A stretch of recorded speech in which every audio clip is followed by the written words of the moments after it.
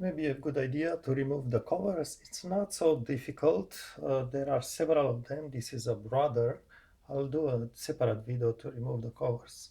So you will see a lot of things moving here inside. It's not so complicated, but there are a lot of parts that just move against each other. So if you want to lubricate, use only sewing machine oil, which is a light oil. If you use another oil or grease, that may increase the friction, so it's not a good idea.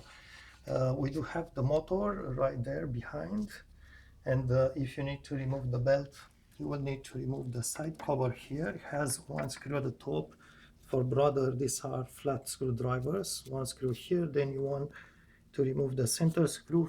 Actually, the knob, no, you don't need to remove the knob, only the presser foot lever has a screw here. You just remove it, and this side cover should be coming apart, and you need, if you want to remove the belt. Now this is a cam shaft here, so we have lobes. And this is interesting because some lobes are fixed to the shaft. You see the screws, but other lobes like this one, it's in inside lobe that it's moving this arm here. So notice how it's moving inside the arm, and that's how you get the oscillating movement for this needle bar. So you may want to look, all this is like a shaft, a bracket inside, so you may put a drop of oil on both sides. You may want to put a drop of oil here, so to lubricate the two surfaces. So you have one like this there is another one, this one here, which has an inner shaft. If you want, you can see maybe from this side.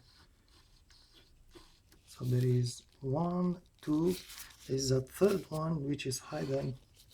It's right there. This is very difficult, so it's really inside this bracket here. It's very difficult to access it.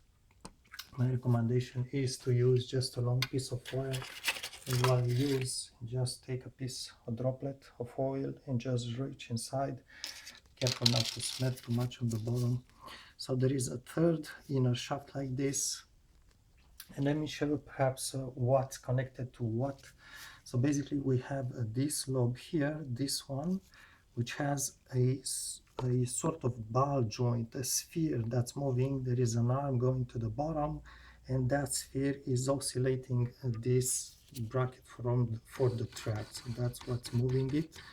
And also it does move this arm here, which goes up, and it's connected to this hook. So this one and this hook here is connected to this lobe here, which again has to be lubricated inside. And you may also reach, maybe with a drop of oil, you will see that it's like a sphere at the bottom. You may want to lubricate that thing too. Notice that this is a shaft that goes all the way in, so it has a support point here.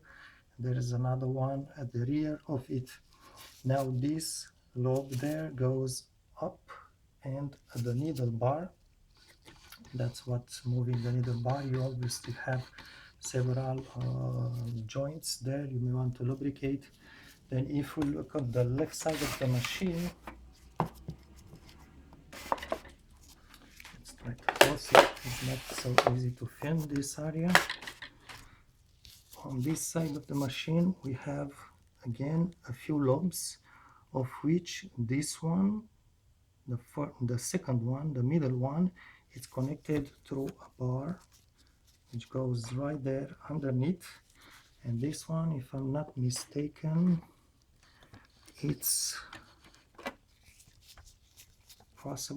connected to the knife that cuts. So this is what will activate that knife. And then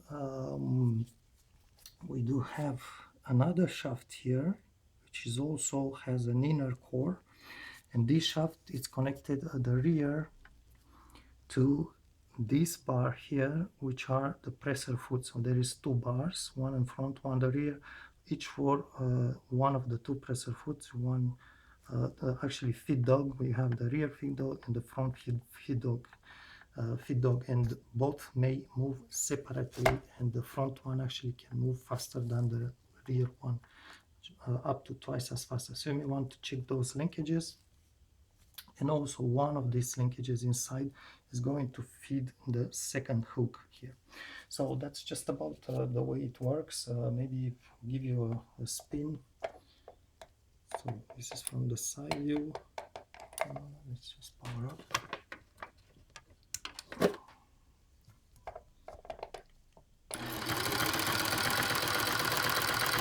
So see that this thing here, this long bar, these are the feed dogs. There is two of them, one by side.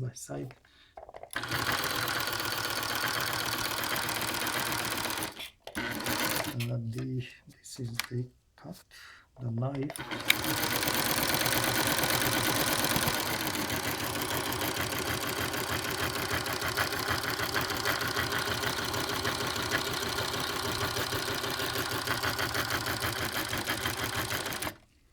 This bar here, I believe, this bar right there at the bottom, this one here, this is for the knife. It's a long bar, as you can tell. It has two pivots as well.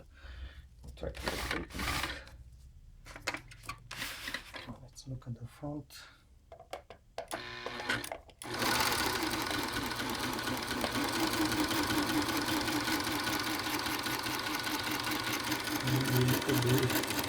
This is the hook area.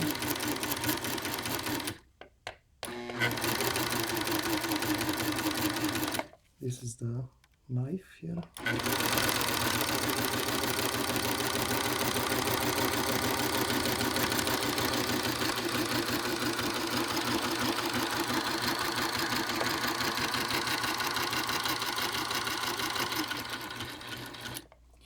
So yep, this is how it is. Maybe if you want, you can just try to move it by hand, spin it by hand, just to see the action. There is no thread, obviously.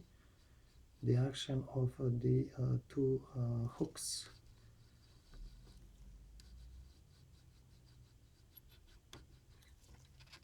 So this is the second one here. That's the first one.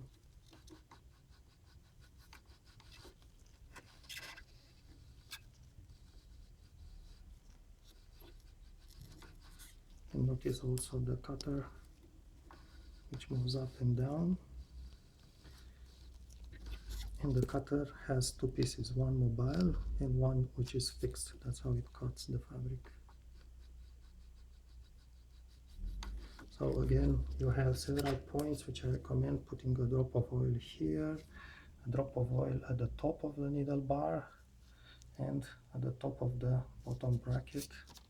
Not too much, a droplet of oil actually, very little amount. And also again, just observe these many joints which are in there. You may want to put a droplet of oil if you can reach to them. And this is the cutter, has some sort of a sliding bar underneath. May put a drop of oil as well. It moves with this bottom piece.